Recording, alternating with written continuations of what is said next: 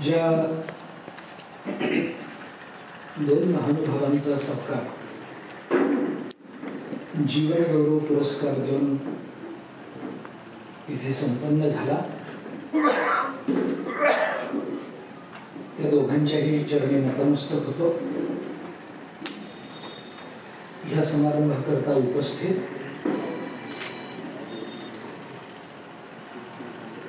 आपण सर्व श्रोते, संत, सज्जन, माता भगिनी,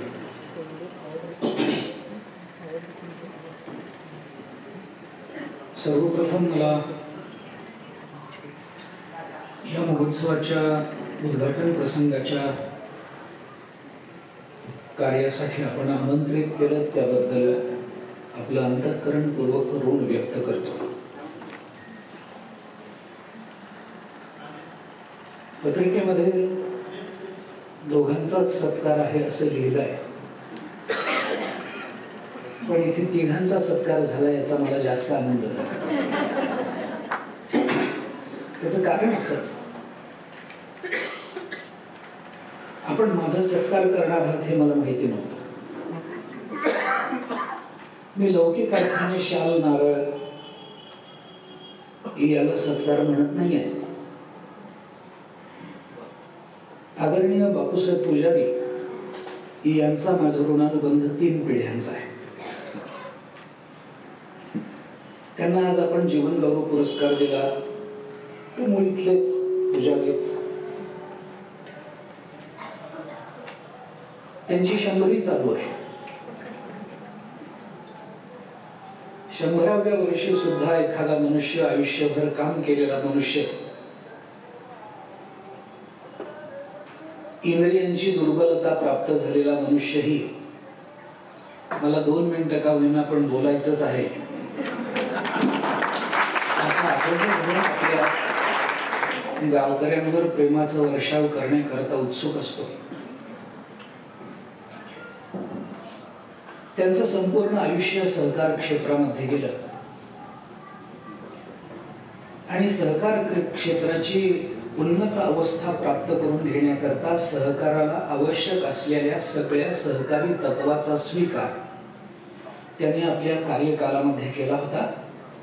त्याचाच एक भाग म्हणून अनेक वर्ष सांगली नगरामध्ये त्यांनी ज्ञानेश्वरीची फार मोठी पारायण आयोजित केली. काही कार्यक्रमांना उपस्थित राहण्याचा योगही मला आला.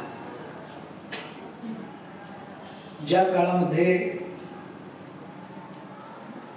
पतसंस्था, नागरी बँका या सगळ्यांना अतिशय दुर्दैवी दिवस आले होते, अशा काळामध्ये सांगली अर्बन त्यांनी अशा विलक्षण विचाराच्या प्राणवायूने जिवंत ठेवली आहे की ज्याची परिणती आज आपल्या सर्वांच्या अंतःकरणामध्ये त्या बँकेबद्दल असलेल्या आदरातून व्यक्त झालेली आहे. 100 वर्षाचं वय आहे. मनुष्य परिपक्व होत जातो, तसं तसं त्याचं जीवन समाजाभिमुख होत जातं. आणि एक वेळ अशी येते की त्या व्यक्तीचं काहीही न करणं आणि त्या व्यक्तीचं कार्यक्रमाला उपस्थित असणं हीच अनेकांची प्रेरणा ठरायला लागते. बापूसाहेबांचं जीवन तपस्पूत जीवन आहे. तस्मात् असक्तः सततं कार्यं कर्म समाचर असं भगवंतानी गीतेमध्ये म्हटलंय. तसं आपल्या कार्यामध्ये जे सातत्य ठेवलं पाहिजे, कर्मयोगाला प्राधान्य देऊन जीवन व्यतीत करत असताना कर्मफलाची आसक्ती न धरता आणि कर्तृत्वाचा अहंकार धारण न करता आपण केलेलं कार्य ही केवळ ईश्वर पूजा आहे असं मानून विरक्त अंतःकरणाने ते कार्य दुसऱ्याच्या हातात सोपवण्याचा प्रांजळपणा ज्यांनी आपल्या जीवनामध्ये दाखवला, त्या जीवनाचा गौरव आपण केला नसता तर या कला महोत्सवाला फारसा अर्थही राहिला नसता. मला त्यांचा सत्कार करण्यामध्ये विशेष आनंद आहे. विशेष म्हणजे आपला करण्यात नाही असं नाही आहे. त्यांचा करण्यामध्ये विशेष आनंद हा आहे की मी माझ्या परंपरेचाच गौरव करतो आहे. त्यांच्या गळ्यामध्ये असणारी तुळशीची माळ माझ्या आजोबांच्या हातची आहे. त्यामुळे मला खूप बरं वाटतं.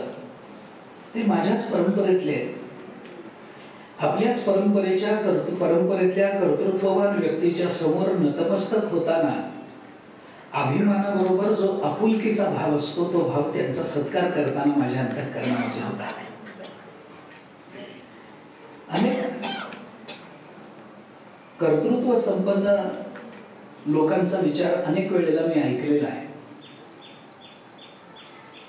आणि एखाद्या परंपरेचा पाठिंबा, एखाद्या परंपरेचं पाठबळ किंवा एखाद्या परंपरेचा आश्रय आपल्याला मिळाला, याच्यामध्ये जीवनाची धन्यता मानली जाते. हे जरी खरं असलं तरी काही परंपरा या अनेकांना आश्रय देऊन मोठ्या होत असतात. पण काही परंपरांना ह्याचा आनंद असतो की ज्यांच्या आश्रयाने आपण मोठे झालो त्यांचा सत्कार करणं आपलं कर्तव्य मानून आपण प्रवृत्त झालं पाहिजे. बापूसाहेबांचा सत्कार करताना मला खूप आनंद झाला. दुसरा सत्कार ज्यांचा झाला ते आपल्या सर्वांचे लाडके डॉक्टर, कवी, आदरणीय डॉक्टर दिलीप कुलकर्णी. दिलीप डॉक्टर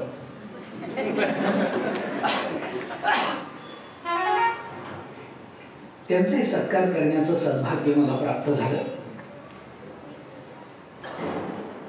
मला फार व्यक्तिमत्वाविषयी माहिती नसलं तरी त्यांच्या 2-5 मिनिटाच्या वक्तव्यामधून साधारण मी हे अनुमान काढू शकलो की व्यक्तिमत्व काय असेल.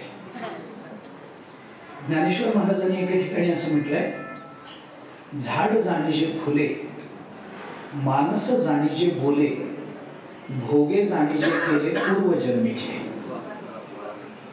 फुलावरून जशी झाडाची जाती कळते तसं बोलण्यावरून माणसाचं व्यक्तिमत्व कळतं. मानस जाणीजे बोले असे ज्ञानेश्वर महाराजांचे शब्द आहेत. माणूस बोलण्यावरून कळतो हेही बरोबर आहे, आणि बोलण्यावरून मानस कळतं हेही बरोबर आहे. माणूस कळणं आणि मानस कळणं याच्यातलं सूक्ष्म अंतर ज्ञानेश्वर महाराजांच्या वचनाच्या 2 स्वतंत्र अन्वयातून आपल्याला सिद्ध करता येतं. डॉक्टरांचा परिचय माझा आता पहिल्यांदा झाला, पण काही व्यक्तिमत्व पहिल्यांदा भेटली तरी जणू काही जन्मोजन्मीची आमची गाठभेट झालेली आहे आणि आम्ही परिचित आहोत. इतक्या आपुलकीनं आणि प्रेमानं ती गाठ होते. आणि काही व्यक्तिमत्व रोज भेटलेली असतात. असो, डॉक्टरांचा साहित्याचा अभ्यास आणि त्यांच्या व्यवसायातला त्यांचा अभ्यास या दोन्ही कारणाने डॉक्टर या परिसरामध्ये सर्वश्रुत आहे. खरं तर मला माहिती नाही आपण सर्जन आहात का नाही, मला नेमकं माहिती नाही. परंतु हे क्षेत्र म्हणजे ज्या क्षेत्रामध्ये साधारणतः शारीरिक रोग दूर करण्याकरता, आपण जसं म्हणालात की खूप ऐकून घेणं आणि कमी बोलणं, रोग खूप मोठा असतो पण गोळी फार लहान असते, तसं आपलं व्यक्तिमत्व घडलेलं आहे. पण भगवद्दत्त प्रतिभेनं आपल्या जीवनामध्ये जे काव्य प्रकट झालं, जी कविता आपल्या जीवनामध्ये प्रकट झाली, त्या कवितेने आपलं जीवन एका वेगळ्या विचारानं उजळून दिलं. आज आपल्या दोघांचाही सत्कार करताना मला स्वतःला खूप धन्यता आहे. एका बाजूला मी कर्मयोगाचा सत्कार केलाय, दुसऱ्या बाजूला ज्ञानयोगाचा सत्कार केलाय. आणि या कर्मयोगाचा आणि ज्ञानयोगाचा सत्कार करता करता माझं भक्ती जीवन उजळून गेलं अशी भावना प्रामाणिकपणाने माझ्या अंतःकरणामध्ये दाखवली. मी असं मगाशी म्हणालो की आपण 3 पुरस्कार दिले. याचं आश्चर्य सगळ्यांनाच आहे, मी नाकारत नाही. 2च पुरस्कार दिले ते सगळ्या डोळ्यांना दिसत असताना सुद्धा सकाळच्या वेळी सुद्धा या व्यक्तींनी असं काहीतरी विपरीत बोलावं, हे तुम्हालाही अनपेक्षित असेल हे मलाही माहिती आहे, परंतु मी हे हेतुतः बोलतो. आपण इथे 3 पुरस्कार दिले. एक पुरस्कार बापूसाहेबांना दिला, एक पुरस्कार डॉक्टर दिलीप कुलकर्णी यांना दिला, आणि या दोघांचाही सत्कार करणं हे माझ्या हस्ते ठेवल्यामुळे या दोघांचा सत्कार करण्याचा एक स्वतंत्र पुरस्कार तुम्ही मला दिला, याबद्दल मी खरोखर आभारी आहे. कारण ज्यांचे सत्कार करावे, जसं डॉक्टर साहेब म्हणाले की अर्ज न करता प्राप्त झालेला हा पुरस्कार, हे खरं आहे. पुरस्काराकरता कार्य करणारे खूप लोक आहेत, पण कार्य पाहून पुरस्कार देणारी प्रतिष्ठान कमी आहे. पुरस्कार वाटले जातात, अक्षरशः वाटले जातात, परंतु आपल्या जवळच्या व्यक्तिमत्वांकडून, कारण जवळची माणसं सहसा गुणांची पारख चांगली करत नाही, म्हणून तर पहिले वाचक चांगले असतात. त्यामुळे, आणि आपण खूप धाडसाने विधान केलं असं आपण म्हणाला, पण डॉक्टर सत्य सांगायला धाडसाची आवश्यकता नसते असं मला वाटतं. म्हणजे बघा, आपण कारण घरी तुम्हाला जायचंय, मी निघून जाणार तथापि या दोघांचाही सत्कार करण्याचं भाग्य आपण मला दिलं, त्याबद्दल मी आपला अंतःकरणपूर्वक कृतज्ञ आहे. या साहित्य प्रतिष्ठानकडून प्रतिवर्षी हा महोत्सव इथे संपन्न होतो. त्याचं 6वं वर्ष. डॉक्टर फडणवीसांनी त्याचा उल्लेख केला. 6वं वर्ष आहे, आणि या 6व्या वर्षी उद्घाटकाचा मान मला दिला, त्याही बद्दल आपल्या सर्वांचं मी ऋण व्यक्त करतो. साहित्य हा मानवी जीवनाला आनंद देणारा भाग आहे. काव्यशास्त्र विनोदेन कालो गच्छति धीमता, व्यसनेन तु मूर्खाणां निद्रया कलहेन वा. असं सुभाषित आहे. काव्यशास्त्र विनोदेन कालो गच्छति धीमता. धी म्हणजे बुद्धी. बुद्धिमानांचा काल हा काव्यशास्त्र विनोदामध्ये आनंदाने व्यतीत होत असतो, पण मूर्खांचा काल मात्र व्यसनेन तु मूर्खाणां निद्रया कलहेन वा. पण मूर्खांचा काल जातो तो निद्रेमध्ये जातो, व्यसनामध्ये जातो, अथवा भांडणामध्ये जातो. पण व्यसन, निद्रा, भांडण यांना सर्वांना बाजूला ठेवून काव्यशास्त्र विनोदामध्ये आपला काल व्यतीत करणं हे माणसाच्या जीवनाकरता किती आवश्यक आहे. महाराष्ट्र भूषण, आपल्या महाराष्ट्राचं लाडकं व्यक्तिमत्व पु ल देशपांडेंनी एके ठिकाणी असं म्हटलंय की आपल्या उदरनिर्वाहाकरता आपण जो उद्योग करतो, आपण जी नोकरी करतो, त्याच्या बरोबरीनं एखादा छंद आपल्याला जोपासता आला पाहिजे. कवितेचा छंद असेल, एखादा वाद्य वाजवण्याचा छंद असेल, अगदीच कुठलंच काही जमलं नाही तरी अत्यंत निर्मळ मनानं डॉक्टरांनी केलेल्या कवितेचं रसग्रहण करण्याची वृत्ती जरी आपल्याला जोपासता आली, अत्यंत प्रांजळ मनानं गुणांना गुण म्हणण्याची वृत्ती, दोषांना दोष म्हणण्याची प्रामाणिक वृत्ती जर आपल्याला जोपासता आली, एखादा कलागुण जरी जोपासता आला, तरी सुद्धा आपलं जीवन त्याच्याने धन्य होतं. पुलंनी असं म्हटलंय की आपली नोकरी, आपला उद्योग आपलं पोट भरून दे, पण आपला छंद आपल्याला का जगायचं आणि कसं जगायचं हे शिकवत राहील. साहित्य माणसाच्या जीवनात फार फार फार आनंद निर्माण करतं. हा महोत्सव आपल्या परिसरातल्याच गुणवंतांच्या एका विशिष्ट आश्रयाकरता, आधाराकरता म्हणून सुरू झालेला असला, मला आश्चर्य वाटलं नाही की इथे परिसरात खूप गुणवान मंडळी राहतात. याचं फारसं आश्चर्य मला वाटलं नाही. उलट आपण जर हे म्हटलं नसतं तर मला जास्त आश्चर्य वाटलं असतं. कारण काय की आमच्या तत्वज्ञानाच्या क्षेत्रामध्ये असं मानलं जातं की एखादा मनुष्य एखादा गुण संपादन करण्यामध्ये आपल्या जीवनाचा बहुतांश कालावधी व्यतीत करतो. एखादी कला, एखादं वाद्य वाजवायचं असेल तर त्या वाद्यामध्ये निष्णात होण्याकरता त्याला जवळजवळ आयुष्याच्या उत्तरार्धापर्यंत सातत्यानं प्रयत्न करून वाट बघावी लागते. गाणं म्हणायचं असेल तर ते गाणं चांगलं लोकरंजक व्हावं, त्या गाण्याने भगवंतालाही प्रसन्न करता येईल असं सामर्थ्य मिळवावं, इतकं चांगलं गाणं आपल्याला यावं असं वाटत असेल तर त्याच्याकरता आयुष्यभराची उपासना लागते. काल आम्ही शिकायला बसलो आणि आज लगेच हे झालं असं होत नाही. असं होत नाही म्हणण्यापेक्षा असं होऊ नये त्याच्याकरता प्रतीक्षा करावी लागते, दीर्घकाल वाट बघावी लागते, प्रयत्नाचं सातत्य ठेवावं लागतं. अंतःकरणामध्ये साधनेविषयी, साधना देणाऱ्या गुरुचरणांविषयी, आपल्या प्रयत्नांविषयी दृढ असा विश्वास लागत असतो. सतु दीर्घकाल नैरंतर्य सत्कारा सेवितो दृढभूमी असं एक सूत्र पातंजली योगसूत्रात अभ्यासाच्या संबंधानं आलंय. अभ्यास कसा असावा या संबंधामध्ये हे सूत्र.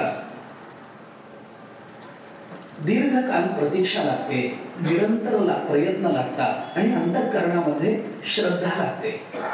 या तीन गोष्टी एकत्रित आल्या की मग एखादा तरी गुण आपल्या जीवनामध्ये आपल्याला प्राप्त होतो. एखादी कला आत्मसात करता येते पण त्याच्याकरता आयुष्य घालवावं लागतं, ही वस्तुस्थिती आहे. एक गुण पुरत नाही का? पुरतो. आपण भागवताचा नवमस्कंध पाहिला तर नवमस्कंधामध्ये जी चरित्र सांगितली आहेत भागवतांनी, ज्याला ईशानुकथन असं म्हणतात, त्याच्यामध्ये अनेक राजांची, अनेक महात्म्यांची जी चरित्र आली त्या चरित्रातून भागवताला इतकंच प्रतिपादन करायचंय की माणसाजवळ सगळे गुण नसले तरी चालतात, एखाद्या गुणाने सुद्धा भगवत प्राप्ती होऊ शकते. एखादा गुण मिळाला तरी चालतो पण तो गुण मिळवण्याकरता, आत्मसात करण्याकरता आपल्याला सबंध आयुष्याचं गणित मांडावं लागतं, सबंध आयुष्य त्यामध्ये समर्पित करावं लागतं. तर एखादा गुण आपल्याला प्रयत्नाने मिळवता येतो. परंतु याच्यातली गंमत ही आहे, साधारण गुणांचा विचार केला आणि पारमार्थिक गुणांचा विचार केला तर भगवद्गीतेच्या 16व्या अध्यायाच्या पहिल्या 3 श्लोकामध्ये 26 गुणांचा विचार भगवंतांनी बोलून दाखवला, ज्याला दैवी संपत्ती असं म्हणतात. या 26 गुणांचा विचार जरी आपण केला, अभयम सत्व संशुद्धी, ज्ञानयोग व्यवस्थिती, दानम दमश्च यज्ञश्च स्वाध्यायः तपः आर्जवम, हे सगळे 26च्या 26 गुण आपल्याला एका जन्मामध्ये नाही प्राप्त करून घेता येत. एक एक गुण मिळवण्याकरता एक एक आयुष्य आम्हाला खर्च करावं लागेल. तर एक गुण आपल्याला दान, हा एक गुण मिळवण्याकरता आयुष्य जाईल, आयुष्याच्या शेवटी कधीतरी आम्ही दानी आहोत अशी आमची प्रसिद्धी होईल. परंतु गंमत ही आहे की या एकेका गुणाकरता आपल्याला एक एक आयुष्य खर्च करावं लागतं, तेव्हा एक गुण मिळतो. पण हे सगळेच्या सगळे गुण जेव्हा असा विचार करतात की आपल्याला धन्य व्हायचं असेल तर आपल्याला माणूस भेटून चालत नाही, आपण अशा एखाद्या संतांच्या आश्रयाला गेलं पाहिजे की ज्यांच्या आश्रयाने आपल्या जीवनाची धन्यता प्राप्त होईल, हा विचार गुण करत असतात. त्यामुळे ज्या क्षेत्रामध्ये 12 वर्ष संतांचं तप झालं, ज्या क्षेत्रामध्ये 12 वर्ष ज्या क्षेत्राला संतांचा सहवास मिळाला, त्या क्षेत्रामध्ये सगळे गुण येऊन आश्रयाला राहिले असतील याच्यामध्ये आश्चर्य वाटायचं कारण नाही. आणि म्हणून स्वामी महाराज जरी इथून निघून गेले तरी सुद्धा त्यांनी आपल्या आश्रयाला आलेले काही गुण इथे ठेवले, जे गुण आपल्या परिसरातल्या लोकांनी संपादन केले आणि त्यांच्याकरता हा कला महोत्सव हा संपन्न होतो आहे. त्यामुळे इथल्या परिसरामध्ये गुणसंपदा असेल याच्यावर मला काही फार आश्चर्य वाटत नाही. संतचरणाचा आश्रय आपण केला ना, आपल्याला जीवनामध्ये कमी काही पडणार नाही. हा महोत्सव, हे साहित्य महोत्सव, हा कला महोत्सव, कला गंधर्व महोत्सव असं म्हटलं जातं, पण प्रतिष्ठान साहित्याचं आहे. साहित्य शब्दाची सामान्य व्युत्पत्ती जर सांगायची झाली ना, तर साहित्य कशाला म्हणतात? हितेन सहितम साहित्यम, अशी सामान्य व्युत्पत्ती आपण डोळ्यासमोर ठेवा. हितेन सहितम साहित्यम, ज्याच्यामध्ये हित साठवलेलं असतं त्याला साहित्य म्हणतात. एवढाच सामान्य विचार आपण करा. मग कशामध्ये हित साठवलेलं आहे हे आपण शोधा. पण ज्याच्यामध्ये हित साठवलेलं आहे त्याला साहित्य म्हणायचं असेल तर आमच्या दृष्टीने मानवी जीवनाचं अत्यंतिक हित फक्त संत वाङ्मयातच साठवलेलं असतं, आणि म्हणून संत वाङ्मयासारखं साहित्य या जगताच्या पाठीवर दुसरीकडे असू शकत. आणि या बाबतीत, या परिप्रेक्षातून आपल्या महाराष्ट्राकडे जेव्हा आपण पाहतो तेव्हा मला अभिमानानं असं म्हणावं वाटतं की या जगतामध्ये या साहित्याच्या दृष्टीने आपण जेवढे श्रीमंत आहोत, बाकीच्यांचं दारिद्र्य फारच उठून दिसतंय, फारच उठून दिसतं. केवढी श्रीमंती आपल्याकडे साहित्याची. अभिजात दर्जा मिळणं याच्याकरता प्रतीक्षा करावी लागणं, हा सरकारी दरबारी काय निर्णय असेल तो होईल, पण मराठी भाषेने महाराष्ट्रच नव्हे तर अनेकांच्या अंतःकरणावर फार पूर्वीपासून अधिराज्य गाजवलंय. मला आपल्याला हे सांगायला कोणताही संकोच वाटत नाही की आपल्या मराठीमध्ये ज्ञानेश्वरी हा असा ग्रंथ आहे की ज्या ग्रंथाचं वाचन आपल्याला करता यावं म्हणून जगातल्या सगळ्यांनी मराठी शिकली पाहिजे. आपण मराठी शिकावं कशा करता, तर आम्हाला ज्ञानेश्वरी वाचता यावी म्हणून. आणि आता आपल्याला आश्चर्य वाटेल की मागच्या काही महिन्यांपासून मी अनेक जर्मन आणि अनेक अमेरिकन लोकांना मराठी शिकताना पाहिलंय, ज्ञानेश्वरीचं चिंतन करताना पाहिलंय. पण मला त्याच बरोबरीनं हाही खंत अंतःकरणात आहे की परदेशातून येऊन लोक आपली ज्ञानेश्वरी वाचून शिकून चालले, पण आपल्या अंतःकरणामध्ये अजूनही ज्ञानेश्वरीचा अभ्यास करण्याच्या, तशा अर्थाने मूलगामी प्रेरणेचा शोध घेण्याचा अजूनही आपण प्रयत्न करत नाही. आपल्या अंतःकरणामध्ये तसा विचार येत नाही. महाराष्ट्रामध्ये अनेक लोक आहेत. मी सहज एकाला असं विचारलं, आपण कधी ज्ञानेश्वरी वाचलीत का? हे विचारणं गुन्हा आहे का? की आपण कधी ज्ञानेश्वरी वाचलीत का असं मी सरळ विचारलं. ते म्हणाले, मी असल्या भानगडीत पडत नाही. आणि त्या दिवशी मला कळलं की मी रोज जे करतो ती भानगड आहे.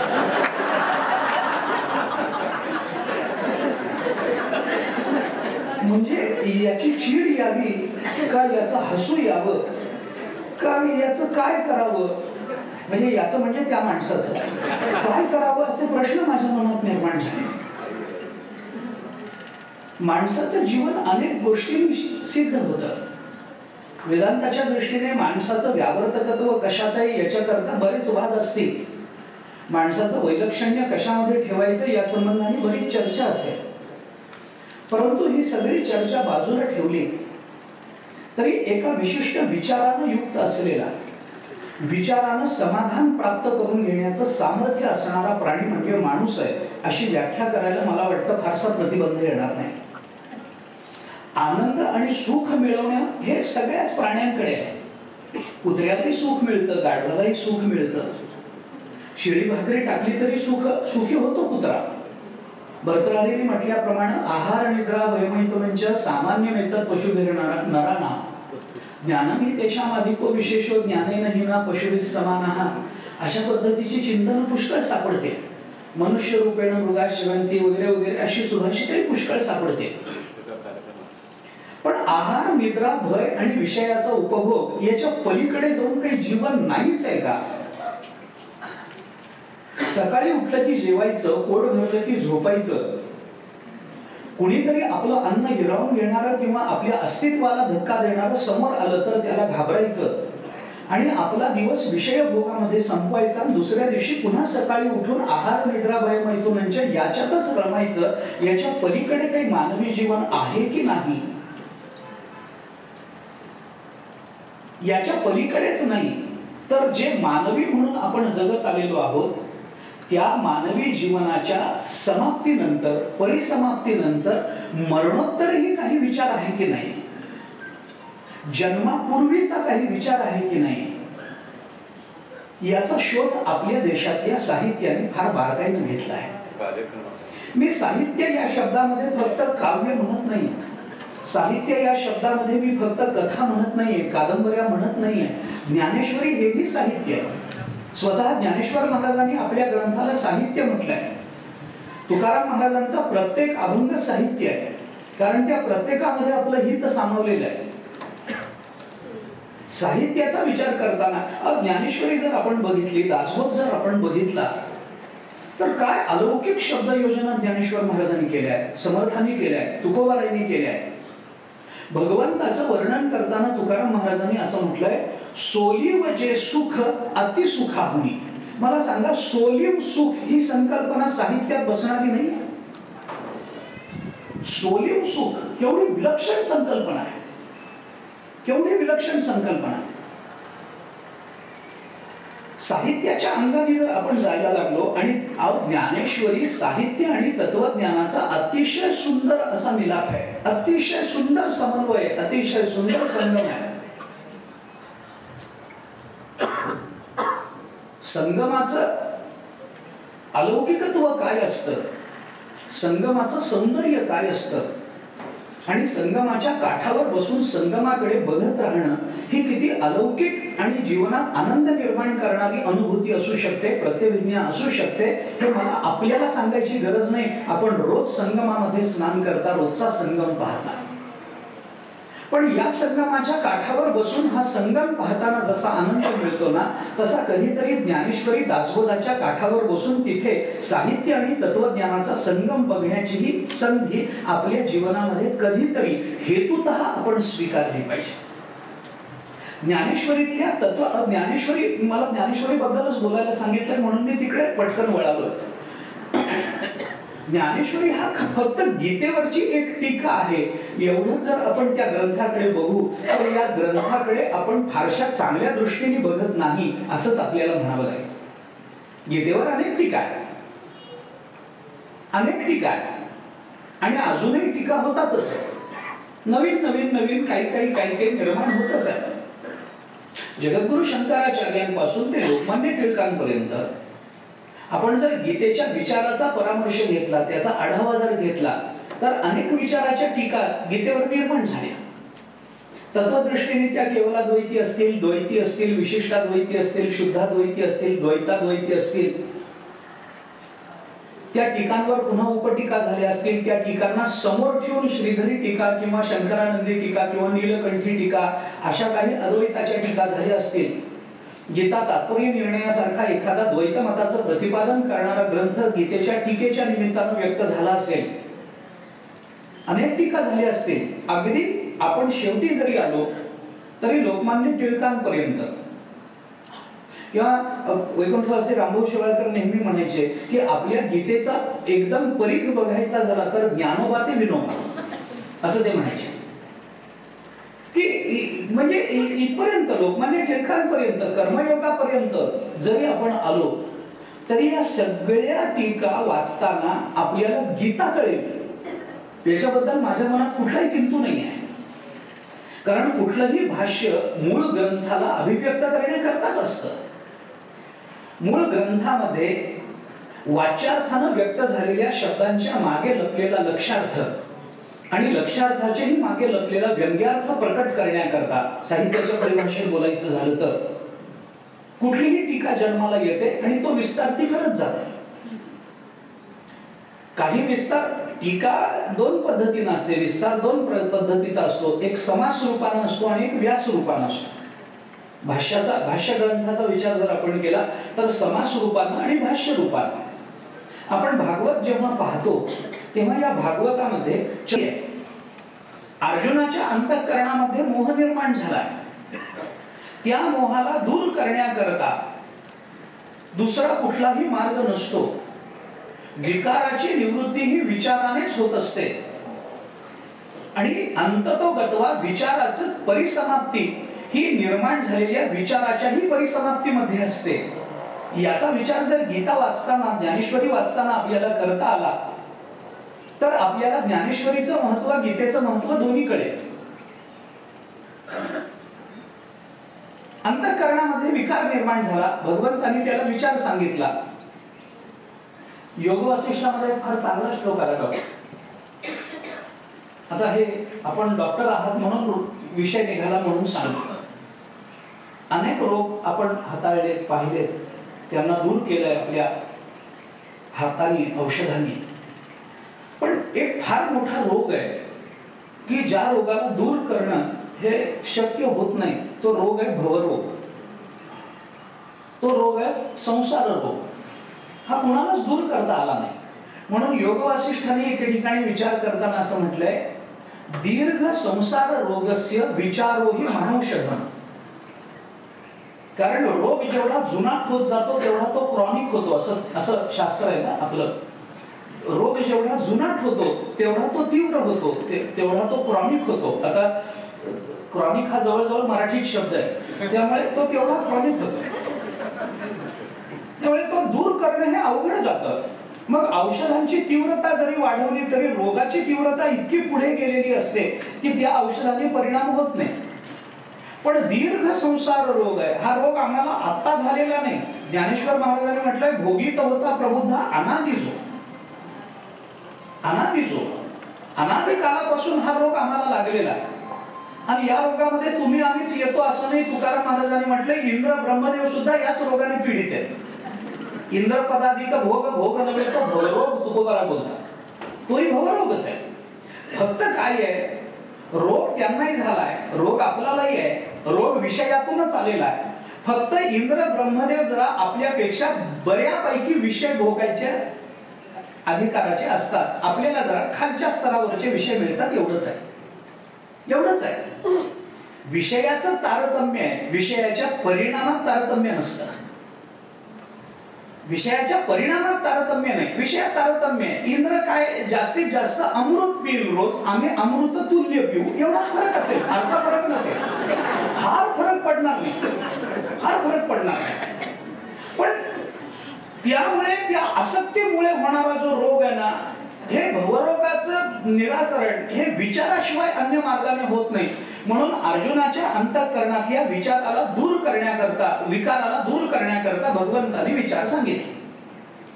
हा विचार सांगताना स्वाभाविक परिस्थिती काय आहे, अर्जुनाने विचारलेले प्रश्न काय आहेत, त्या प्रश्नाला थोडक्यात उत्तर कसं दिलं पाहिजे. कारण त्यावेळेला गीता सांगणं याच्यापेक्षा सुद्धा अर्जुनाने युद्ध करणं याला जास्त महत्व आहे. गीता सांगण्याला तत्वज्ञान महत्वाचं असलं तरी ते कोणत्या वेळेला प्रकट करावं याचे काही नियम आहेत का? त्याला काही वेळ काळ असतो. आता आमच्याकडे तर हे नेहमीचे अनुभव आहेत, नेहमी सांगितलं जातं. एखाद्या घरामध्ये जर आपल्या मित्राचे वडील वगैरे गेले, आई वगैरे गेली, लोक तिथं तत्वज्ञान सांगतात. जन्माला आलेला जातच असतो, वाईट वाटून काय उपयोग आहे, तू रडलास म्हणून ते काय परत येणार आहेत का. थोडीशी गीता पाठ असेल तर जातस्य हि ध्रुव मृत्यू ध्रुवं जन्म मृतस्य च तस्मात् अपरिहार्यर्थे न त्वं शोचितुमर्हसि. शोक करू नकोस बाबा तू. आता हे होणारच होतं आज ना उद्या कधीतरी. अरे ते त्यांचंच नाही, तुझंही होणार आज ना उद्या कधीतरी. काय त्याच्यामध्ये याच्या, अरे त्याच्या अंतःकरणामध्ये आपल्या पित्याच्या वियोगाचं जे दुःख आहे, हा हे मान्य आहे की कुठल्याही दुःखावर तत्वज्ञान हे औषध आहे, मान्य आहे, हे मान्यच आहे. पण त्या तत्वज्ञानाची अभिव्यक्ती ज्या पद्धतीनं व्हायला पाहिजे त्या पद्धतीनं प्रत्येक वेळेला प्रत्येक काळात होतेच असं नाही. म्हणून भगवंतांनी फार विस्तार केला नाही, सगळं मिळून 700 श्लोकामध्ये आवरून टाकलंय. मग त्याच्यामध्ये भगवंताच्या मनात अर्जुनाला सांगण्यासारखं खूप होतं, पण प्रसंग तसा असल्यामुळे भगवंताला जे सांगता आलं नाही त्याची रुखरुख भगवंताच्या अंतःकरणामध्ये होती की आपल्याला हे बोलायचं होतं, हे बोलणं चांगलं आहे, हे बोलणं जगताला हितकारक आहे, जगताच्या कल्याणाकरता आहे. अर्जुनाला हे सांगितलं असतं तर अजून बरं झालं असतं.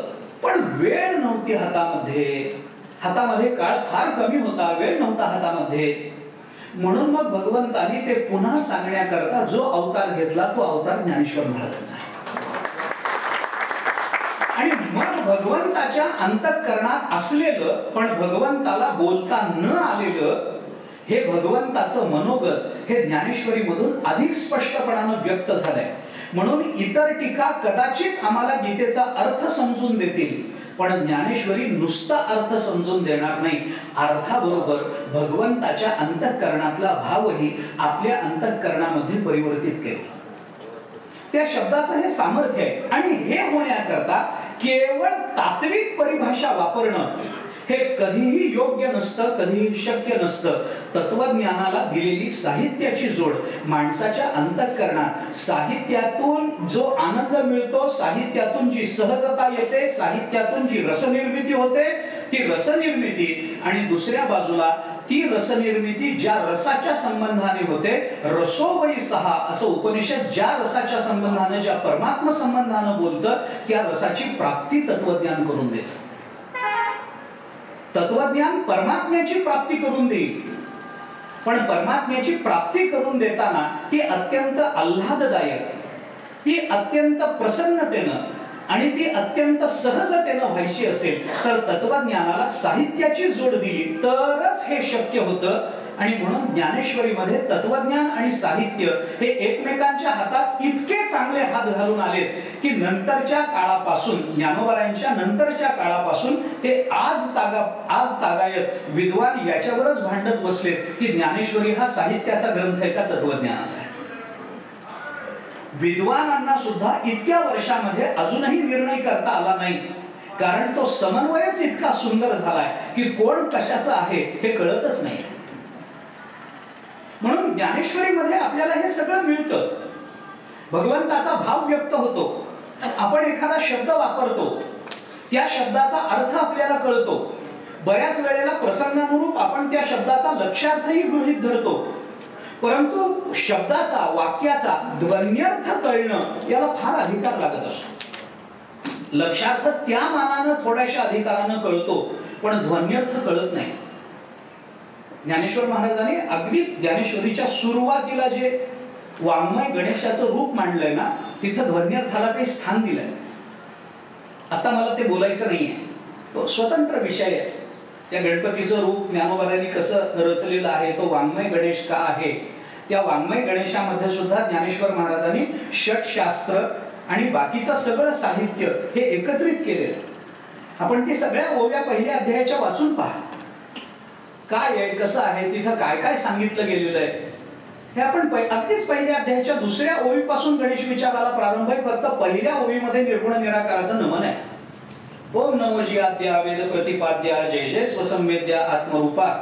हे निर्गुण निराकाराचं नमन झालं की देवा तूच गणेशू सकलार्थमते प्रकाशू म्हणे निवृत्ती दासू अवधारी जोजी. इथल्या या ओवीच्या नंतर हे शब्द ब्रह्माशेष तेची मूर्ती सुवेश जेथ वर्ण वपू निर्दोष निरवित असे. स्मृती त्याची अवयव. साहित्याचं एक अंग स्मृती आहे. साहित्याचं मूळ वेद आहे. वेद हे त्याचं शरीर आहे. स्मृती त्याची अवयव. देखा अंगिक भाव तेथ लावण्याची ठेव अर्थशोभा.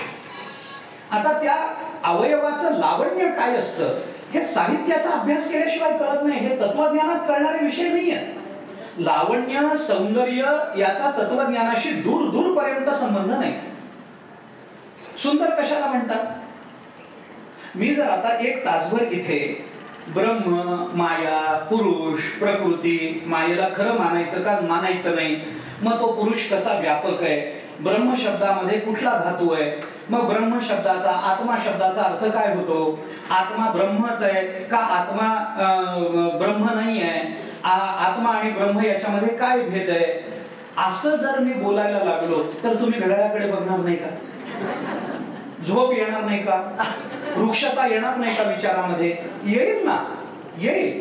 पण हे बोलत असताना, हे सगळं बोलत असताना त्याला एका विशिष्ट शब्द सौंदर्यामध्ये जर मला गठीत करता आलं, त्याला एका भाव लावण्यामध्ये मला जर गुंफता आलं, तर आपल्याला असं वाटेल की अरे वा, हे आपण वाचलं पाहिजे, हे आपण बघितलं पाहिजे. आपण आतापर्यंत हे कुठे ऐकलं नसेल तर ज्ञानेश्वरीमध्ये आपल्याला हे ऐकायला मिळेल. हे आपल्याला विशेषत्वानं जाणवेल. तत्वज्ञान वृक्षतेच्या पायावर चालतं. तत्वज्ञान वृक्ष असतं. तिथे काही फार तत्वज्ञानाचा परिणाम आनंद स्वरूपात असतो हा भाग वेगळा.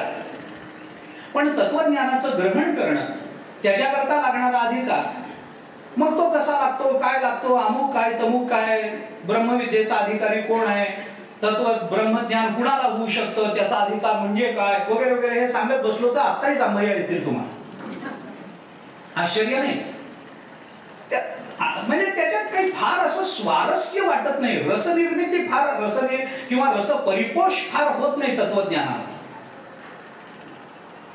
ज्याने निष्काम कर्माचरण आणि गुरु उपासनेने आपल्या अंतःकरणातले मल आणि विक्षेप हे दोन दोष घालवलेले आहेत आणि ज्याचा आवरण नावाचा तिसरा दोष शिल्लक राहिलेला आहे, त्या आवरण नावाच्या दोषाकरता जो साधन चतुष्टय संपन्न झालेला आहे तो ब्रह्मज्ञानाचा अधिकारी समजावा. बरं वाटलं का? असंच बोलत राहू का? असं नाही ना चालत. लावण्य हा शब्द साहित्यातला आहे, सौंदर्य हा शब्द साहित्यातला आहे. हे सगळं सुंदर. आता तत्वज्ञानाचं सौंदर्य तुम्हाला बघायचंय ना, मग फार विचारात जाऊ नका. फक्त सुंदर ते ध्यान, उभे विटेवरी करकटावरी ठेवोनिया असं म्हटलं की आम्हाला सौंदर्यही कळतं आणि तुका म्हणे माझे हेची सर्व सुख हे तत्वही कळतं. सर्व सुख ज्याच्या ठिकाणी आहे ते तत्व म्हणजे परमात्मा आणि तो परमात्मा विटेवर उभा आहे ते सौंदर्य. सौंदर्य आणि तत्वज्ञान, साहित्य आणि तत्वज्ञान याचा इतका सुंदर समन्वय, इतका सुंदर मिलाप आपल्याला दिसणार नाही. साहित्य सांगण्याकरता ज्ञानेश्वर महाराजांनी तत्वज्ञानाचा आधार घेतलाय का तत्वज्ञान कळावं म्हणून साहित्याच्या अनुषंगाने सांगितलेलं आहे. विद्वान अजूनही भांडत बसले, त्या बिचाऱ्यांना धड तत्वज्ञानही झालं नाही आणि त्यांना अजून साहित्यही कळालं नाही. ज्ञानोबा हे सांगूनही मोकळे झाले. म्हणून ज्ञानेश्वर महाराज म्हणतात स्मृती तेची अवयव देखा अंगिक भाव तेथ लावण्याची ठेव अर्थ शोभा. लावण्य वेगळं आहे आणि सौंदर्य वेगळं. हे भेद आपल्याला सहसा कोणी ज्ञानेश्वर महाराज सोडले, अन्य काही भक्तिशास्त्रीय साहित्य सोडलं तर दुसरं कोणी सांगत नाही. लावण्य आणि सौंदर्य याच्यामध्ये काय फरक आहे? काहीतरी फरक असेलच की नाही. भगवंताचं वर्णन करताना ज्ञानेश्वर महाराजांनी एके ठिकाणी असं म्हटलंय, सौभाग्य सुंदरू लावण्य सागरू बाप रखुमा देवी वरू श्री विठ्ठल. किती सुंदर रचना आहे, किती सुंदर आहे. सौभाग्य सुंदरू लावण्य सागरू. परमात्म्याच्या ठिकाणी सौंदर्याचं सौभाग्य आहे आणि परमात्मा लावण्याचा सागर आहे. या दोन्हीमध्ये काहीतरी अंतर असेल.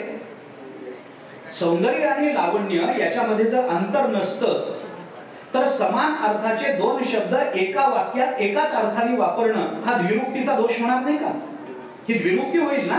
आणि संत वाङ्मयात दोष नसतात. ज्याच्यात दोष असतात ते संत वाङ्मय नसतं. त्याच्यामध्ये दोष नाही. ज्ञानेश्वरी मधले दोष काढता येणार नाहीत, दासबोधातले दोष काढता येणार नाहीत.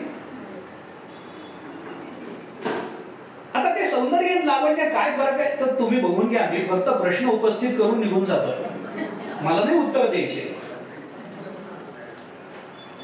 या निमित्तानं तरी ज्ञानेश्वरी उघडली जाईल. नाही तुम्ही उघडत नाही असं माझं म्हणणं नाही, पण या अर्थानं शोध घेण्याची प्रवृत्ती निर्माण होईल म्हणून म्हणतो.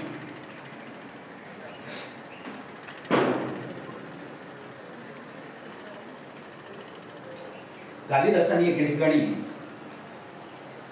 सौंदर्याबद्दल बोलताना असं म्हटलंय, प्रतिक्षणम यत् नवताम उपैति तदेव रूपम रमणीयतायाः. असं एक वचन आहे कालिदासाचं. प्रतिक्षणम यत् नवताम उपैति तदेव रूपम. प्रत्येक क्षणी ज्या रूपाची नव्यानं अनुभूती येते तिथं सौंदर्य असतं.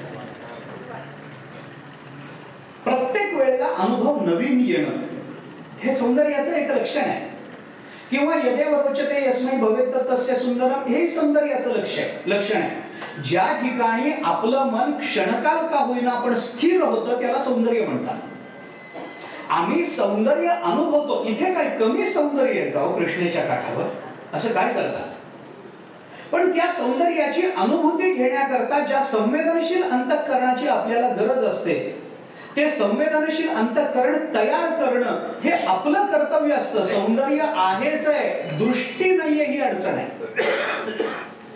कारण पुन्हा त्या सौंदर्यामध्ये ज्ञानेश्वरी सांगितल्याप्रमाणे दोन भेद आहेच आहेत. वस्तुनिष्ठ सौंदर्य वेगळं, व्यक्तिनिष्ठ सौंदर्य वेगळं, हे पुन्हा भेद असणारच आहे. असं सांगतात की एके दिवशी म्हणे या बादशहाने बिरबलाला, हे बिरबल बादशहाच्या गोष्टी फार चांगल्या आहेत, या खरंच घडल्या की नाही मला माहित नाही, पण माझं मत या संबंधाने असं झालंय की बिरबल आणि बादशहाचा जन्मच बहुतेक कीर्तन प्रवचनामध्ये येण्याकरता झालेला आहे. त्या बादशहाने एकदा बिरबलाला सांगितलं की आपल्या राज्यातलं सगळ्यात सुंदर मूल घेऊन ये. मग दुसऱ्या दिवशी येताना बिरबलाने एक काळं कुळकुळीत, हातापायाची काड्या झालेल्या, डोळ्यातनं घाण येतेय, नाक वाहतंय, कानातून पू येतोय, अंगाला घाणेरडा वास येतोय, किती दिवस स्नान केलं घातलं नाही त्या मुलाला देव जाणे, दुर्गंधी येते त्याच्या कपड्यांची, असं एक मूल उचललं, किरकिर करत आहे तसं एक मूल उचललं, बादशहाच्या मांडीवर ठेवलं. बादशाह म्हणाला रे उचल, कशा करता? तो म्हणाला तुम्ही म्हणालात ना काल की आपल्या राज्यातलं सगळ्यात सुंदर मूल घेऊन ये म्हणून. बादशाह म्हणाला अरे याचं नाक वाहतंय, काळं कुळकुळीत आहे, हातापायाच्या काड्या झाल्या, कानातनं पू वाहतोय, दुर्गंधी येते, याला कोण सुंदर म्हणेल? बिरबल म्हणाला तुम्ही याच्या आईला विचारा जगात सुंदर कोण आहे. प्रश्न सौंदर्य वस्तूच्या ठिकाणी राहतं का नाही हे नाहीच आहे, हा नाहीच आहे. प्रश्न हा आहे की सौंदर्याची अनुभूती घेणारं आपलं अंतःकरण संवेदनशील आहे का नाही. ज्ञानेश्वरी आमचं अंतःकरण संवेदनशील बनवते, आम्हाला भगवत तत्वाचा अनुभव घेण्याकरता सुयोग्य बनवते, आम्हाला त्याचा अधिकारी बनवते. अर्जुनाची पाती जे परिसणया योग्य होती तरी अवधान द्यावे संती विनवडी सलगीची.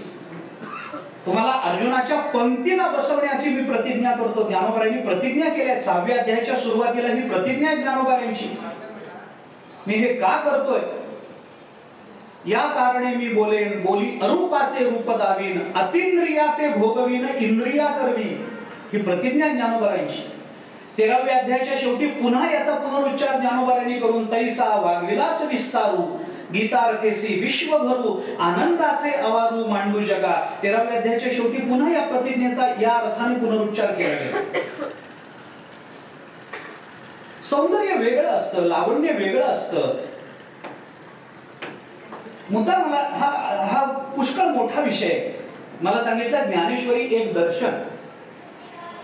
आता दर्शन या अर्थाने जायचं असेल तर दर्शन म्हणजे न्याय वैशेषिकासारखं एखादं दर्शन म्हणून मी मांडू का ज्ञानेश्वरीचा एक सामान्य आढावा म्हणून मी आपल्या समोर ठेवू? हा प्रश्न येताना मला पडला होता, पण मला असं वाटतं की साधारण एक आढावा म्हणून मी आपल्या डोळ्यासमोर ठेवतो, फार विस्तार त्याचा करत नाही. कितीपर्यंत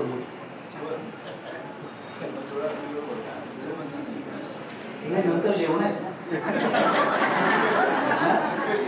संकष्टी. चंद्रोदय कितीचा आहे?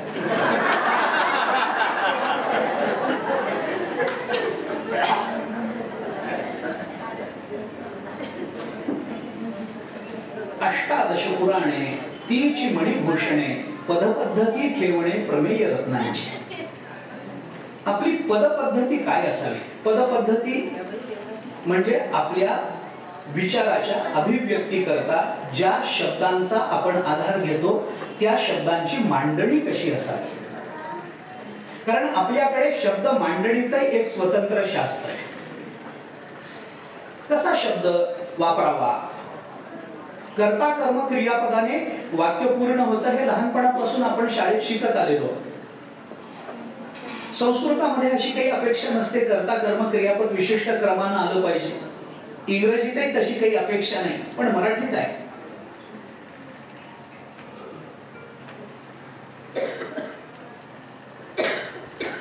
पदपद्धती कशी असावी?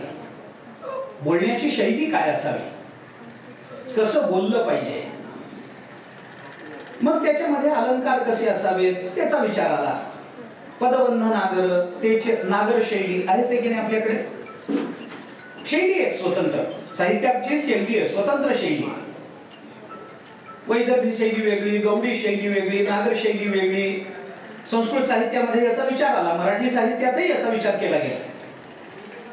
पदबंध नागर, त्याची रंगातले अंबर, जेथ साहित्य वाणे सपूर उजाळाचे, देखा काव्य नाटका, जे निर्धारिता सकौतुका, त्याची ऋणजुणती क्षुद्र घंटिका अर्थध्वनी, नाना प्रमेयांची परी निपुणपणे पाहता कुसरी, दिसती उचित पदे माझारी रत्ने भली, तेथ व्यासाधिकांची मती त्याची मेखला मिळविती, चोखाळपणे झळकती पल्लव सडका.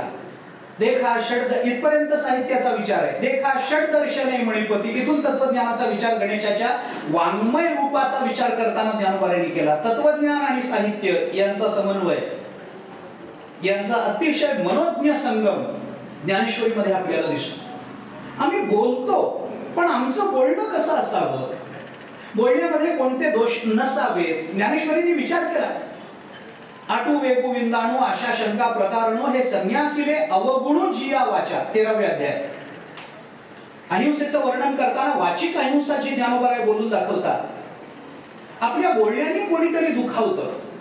माणसाने आपले विचार दुसऱ्याच्या अंतःकरणात असे शिरवावे, असे उतरवावे की जशी एखादी मधमाशी एखाद्या फुलावर उतरते. किती सुंदर चिंतन आहे. कसं बोलावं याचं शास्त्र आहे.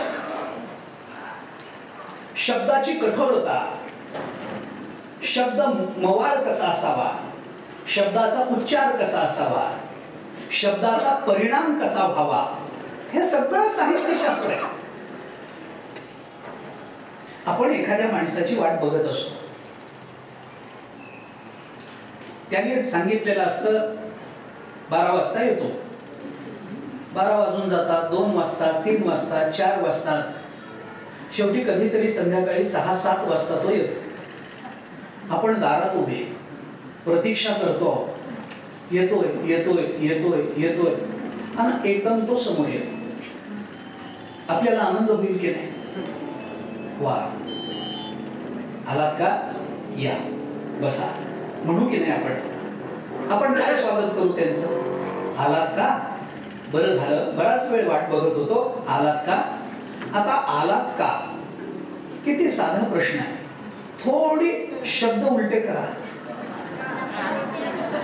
केवढं कठोर वाटतं.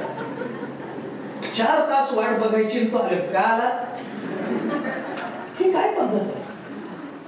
शब्दाचा विनियोग करताना ज्ञानेश्वर महाराजांनी भगवान अर्जुना बरोबर कसे बोलले याचं वर्णन 8व्या अध्यायाच्या सुरुवातीला केलं. एकाच ओवीमध्ये, मला विस्तार करायचाच नाही. ज्ञानेश्वर महाराज भगवंताच्या बोलण्याचं वर्णन करताना असं म्हणाले भगवंताला, म्हणजे आपल्याला सांगताना असं सांगितले, भगवंताच्या बोलण्याबद्दल असं बोलले ज्ञानेश्वर महाराज. पिकलिया सुखाचा परिमळू, का निवालिया अमृताचा कल्लोळू, आईसा कोवळा आणि सरळू बोलू बोलिला. काय भाषा, केवढं साहित्य लपलंय. पिकलेल्या सुखाचा सुगंध. सुख पिकत हे माहितीये, अडचण तिथंच आहे. आम्ही ती कल्पना सुद्धा करू शकत नाही. ज्ञानोबा त्या कल्पनेच्या पलीकडे जाऊन पिकलेल्या सुखाचा सुगंध सांगतायत आम्हाला. सुगंधावरून कळतं की नाही आंबा पिकला. मी आता फारच सवंग उदाहरण देतो आपल्याला. आंबा घरामध्ये आडीमध्ये आपण ठेवतो. आता आडीतले आंबे राहिलेच नाही, पण जुन्या काळातल्या लोकांना माहिती आहे. झाडावरचे आंबे काढून आणल्यानंतर घरामध्ये पूर्वीच्या काळामध्ये आपण आडी रचायचो. त्या आडीतला आंबा, हे आंबे पिकले की नाही हे कशावरून ओळखू येतं? त्याचा वास येतो. वास येतो म्हणजे पिकलेल्या पदार्थाचा सुगंध हा त्या पदार्थाकडे आकर्षित करणारा असतो. त्या पदार्थाच्या स्वीकृतीमध्ये अथवा त्या पदार्थाच्या प्राप्तीमध्ये आनंद निर्मिती करणारा असतो. हा आपल्या घरातला आपल्याला आलेला सामान्य अनुभव ज्ञानेश्वर महाराजांनी साहित्य दृष्टीने किती उंचीवर नेऊन ठेवला आपण पहा ना. पिकलेलं सुख आहे आणि त्या बघा भगवान काय आहे? भगवान म्हणजे सुख नाही, भगवान म्हणजे सुखरूपता आहे. भगवान म्हणजे सुखरूपता नाही, सुखरूप असूनही स्वरूप सुखाला झाकून घेऊन सुखाचं आदान प्रदान करणारं तत्व म्हणजे भगवान आहे. हे पिकलेलं सुख आहे. मगाशी जसं तुकोबाराय बोलले ना, सोलीव जे सुख अतिसुखा होई. सोलीव सुख, सोललेलं फळ आपल्याला माहिती आहे. आपण आंबा सोलला, पटकन ग्रहण करता येतं. एखादं फळ आपण सोलून खातो, खावं अशी अपेक्षा तरी आहे, बाकीचे खात नाही. पण माणूस खातो. एखादं फळ सोलतो, त्याच्यावरचं साल काढून टाकतो आणि फळ खातो. आतमध्ये फळ आहे हे माहितीच आहे. वरच्या साली सकट खाता येत नाही का? तर येतं. पण तरीही सोलीव सुख म्हणजे सोलून दिलेलं आयत सुख म्हणजे भगवान श्रीकृष्ण, म्हणजे भगवत तत्व. ते कसं आहे? ते अतिसुखाहूनही सोलीव आहे. आता ह्याचा विस्तार करणं शब्दशः आणि शब्दाच्या माध्यमातून अवघड आहे. काही शब्द अनुभव पर्यवसायी असतात. मी साधं बोलतो. चोखोबारांनी उदाहरण दिलंय. हेच उदाहरण नारद भक्ती सूत्रात आलं. आपण साखर खाल्ली का कधी? उगी मी एक साधे प्रश्न विचारतो. कीर्तनकार आहे त्यामुळे हे होणं स्वाभाविक आहे. आपण साखर खाल्ली कधी? कशी लागते? गोड लागते. खाल्ली ना? खाल्ली. किती खाल्ली विचारतच नाही मी, तुम्ही त्याची नका चिंता करू. पण कशी लागते? गोड लागते. आता गोड हे सार्वत्रिक उत्तर आहे. याच्यामध्ये काही कुणाच्या मनात विकल्प असणं किंवा या उत्तराला काही प्रतिरोध असण्याचं कारण नाही. साखर गोड लागते. माझा पुढचा प्रश्न असा आहे की गोड म्हणजे काय? गोड हे उत्तर तुम्ही शब्दाने दिलं. या शब्दाचा मला विस्तार करून हवा आहे. गोड या संकल्पनेचा मला विस्तार करून हवा आहे. गोड म्हणजे काय? जे आंबट नाही ते म्हणजे मिरची. नाही, जे तिखट नाही, आंबट नाही ते म्हणजे चिंच, किंवा आंबट नाही ते म्हणजे तुरटी. तिखट नाही, आंबट नाही, तुरट नाही, मग कारलं. गोडच म्हणायला पाहिजे ना. व्यावृत्ती करून आम्हाला अर्थ नकोय. गोड म्हणजे काय हे मला सांगा. सांगता येईल का? नाही. गोड हा शब्द मान्य आहे, पण गोडी सांगणं हे शक्य होत नाही. मग अशा वेळेला काय करावं? विचारणाऱ्याला फार उत्तर देत बसू नये. त्याच्या हातावर चिमूटभर साखर ठेवावी, त्याला खायला द्यावी, त्याला सांगावं याला गोड म्हणतात. याच्या व्यतिरिक्त काही करू नये. शब्द, शब्दाचा विस्तार आणि शब्दाचा अनुभव या क्रमाने जेव्हा आपण जातो तेव्हा काही वेळेला शब्द हे केवळ अनुभव पर्यवसायी असतात. त्याचा विस्तार करता येत नसतो. पिकलिया सुखाचा परिमळ त्याचा परिमळ आहे. आणि परिमळ हा शब्द दुर्गंधीवाचक कधीच वापरला जातो. परिमळ हा शब्द, आपण एखाद्या उकिरड्याच्या जवळून चाललो आणि नाकाला उपरडा लावून फार वाईट परिमळ आला असं कधी म्हणालोय का? नाही. परिमळ हा शब्द सुगंधा करताच वापरला जातो. पिकलिया सुखाचा परिमळ का निवालिया अमृताचा कल्लोळ, ऐसा कोवळा आणि सरळू बोलू बोलिला. हे भगवान बोलले. भगवंताच्या बोलण्याबद्दल ज्ञानोबा बोलले. साच आणि मवाळ, मिथुले आणि रसाळ, शब्द जैसे कल्लोळ अमृताचे. हे तर ओवी सगळ्यांना जवळजवळ पाठ्य 13व्या अध्यायात. जसं डॉक्टर मगाशी म्हणाले, साच आणि मवाळ जे सत्य असलं पाहिजे, मवाळ असलं पाहिजे. मिथुले थोडं बोलावं माणसाने, पण रसाळ बोलावं अशी अपेक्षा. थोडं बोलावं पण रसाळ बोलावं. आता त्याची उदाहरणं देत बसत नाही मी आपल्याला, पण हा सगळा एका साहित्याचा अनुबंध तत्वज्ञानाच्या आकृतीशी जेव्हा ज्ञानेश्वर महाराज जोडतात तेव्हा त्याच्यातून प्राप्त होणारं जे सुख आहे, त्या चिंतनातून प्राप्त होणारा जो आनंद आहे, तो आनंद आपलं भावजीवन आणि आपलं पारमार्थिक जीवन एक समयावच्छेदाने उजळून टाकणारा अनुभव असतो. आणि म्हणून या श्लोकाची भूमिका अशी आहे की सगळी गीता ऐकल्यानंतर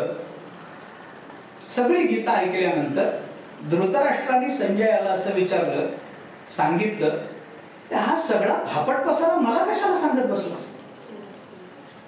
हे कर्मयोग काय, ज्ञानयोग काय, भक्तियोग काय, उपासना, हे मला कशाला? मी हे विचारलंय का तुला? मी तुला काय विचारलंय? मामकाः पांडवाश्चैव किम कुर्वत संजय, हा प्रश्न आहे माझा. माझे आणि पंडूची मुलं रणांगणावर युद्धा करता गेलेली आहे, तिथं काय झालं ते सांग, कोण जिंकलं ते सांग. किती गंमत आहे. या पहिल्या श्लोकावर गीतेच्या ज्ञानोबाऱ्यांचं 3 ओव्यांचं भाष्य, 3 ओव्या या श्लोकाच्या खाली, पण त्याच्यातली एक ओवी धृतराष्ट्राला शिव्या घालणारी. म्हातारा मोहे नाशिला. हा म्हाताऱ्याच्या अंतःकरणामध्ये मोह निर्माण झाला आणि तो नासला. काय कारण आहे? गंमत बघा ना. आपण काय म्हणतो धृतराष्ट्र? मामकाः पांडवाश्चैव किम कुर्वत संजय. ज्ञानोबाऱ्यांना इतका राग आला, ज्याच्या मामकाः मध्ये पांडवाः येत नाही का? अरे त्याचे सख्य पुतणे आहेत ना. पांडव कोण आहे? मी जेव्हा माझं कुटुंब म्हणतो तेव्हा त्याच्यामध्ये मी माझ्या भावाला घ्यायचं नसतं का? मी माझ्या बहिणीला घ्यायचं नसतं का? माझं कुटुंब म्हणजे मी, ती. आता संपलं. 2 मुलं, आता ती राहिलं नाही फारसं, पण मी आणि ती संपलं. आणि कलियुगाच्या करालतेच्या या प्रवासामध्ये, या तीव्रतेमध्ये माणसा आत्मकेंद्रित्वाचा कहर करणारे हे कदाचित 700 वर्षापूर्वी ज्ञानोबाऱ्यांना ठाऊक असावं. किती आत्मकेंद्रित व्हावं याला काही परिसीमा आहे का? नाही का? तुमच्या कुटुंबात कोण आहे? काय नाही, मी आहे, बायको आहे, मुलगा आहे, 2 मुलं आहे, संपलं. आणि आई वडील नाही, ते गावाकडे राहतात, मग ते कुटुंबात येत नाहीत का? प्रश्न काय आहे? तुमच्या कुटुंबात कोण आहे?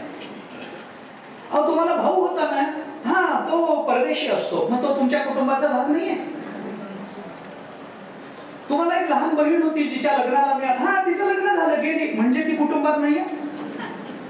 माझं या संकल्पनेची अति संकुचित व्याख्या आज आपल्याला स्वतःच्या जीवनामध्ये दिसते, ज्याचं प्रतीक ज्ञानोबाऱ्यांनी धृतराष्ट्राला ठेवलंय. मामकाः पांडवाश्चैव, माझे आणि पंडूचे. अरे पंडू कोण आहे? तुझा सख्खा भाऊ आहे. माझे म्हणण्यामध्ये त्याचे येत नाही. हे आत्मकेंद्रित्व, आणि हे आत्मकेंद्रित्व ज्या राज्याच्या प्राप्तीकरता म्हणून निर्माण झालं, ते अर्थकेंद्रित्व. मानवी जीवनाला लागलेले हे 2 रोग आहेत, आत्मकेंद्रिता आणि अर्थकेंद्रिता. आणि या एका शब्दाकरता ज्ञानोबा धृतराष्ट्रावर चिडले. किती बारीक विचार केला असेल भाष्य लिहिताना ज्ञानेश्वर महाराजांनी. आणि या प्रश्नाला संजयाने उत्तर दिलं, यत्र योग. अरे कोण जिंकेल? तुला काय वाटतं? तू हे सगळं तत्वज्ञान मला सांगू नकोस. मी तुला विचारलंय की तिथं कोण जिंकेल ते मला सांग. मला असं वाटतं की माझ्या दुर्योधनाकडे 1.5 पट सैन्य जास्त आहे, त्याच्याकडे शूरवीर जास्त आहेत, त्यामुळे मला असं वाटतं की दुर्योधन जिंकेल. तुला काय वाटतं? मा तुझे ज्योतिष कैसे सांग.